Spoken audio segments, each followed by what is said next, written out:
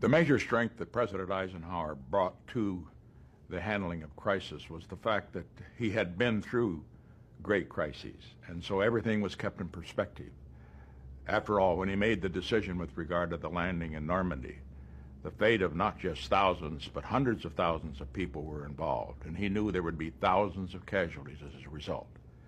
After going through that, then when he had to consider matters important as they were, as Kimomatsu or the others that came before him while he was president, he could keep it in perspective. He was always the coolest man in the room as a result. The other factor that I think contributed to his effective handling of crisis was the fact that he never did anything off the top of his head.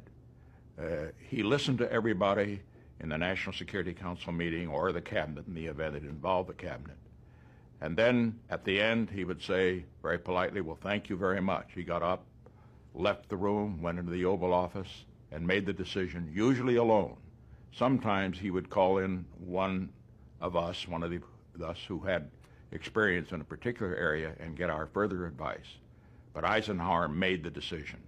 I never heard him make a decision in a whole group. I never heard him ask for a vote.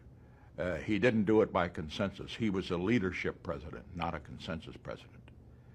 And then finally, I think that Eisenhower handled crisis so well was the fact that he was a very decisive man. People think of him as this grandfatherly, very pleasant man with the winning smile and the rest. But behind that smile were some very icy blue eyes. And when Eisenhower looked at the crisis, he looked at it very coldly and therefore made decisions that did not have the liabilities that some decisions have when they're made at the top of the head or emotionally. He never made an emotional decision.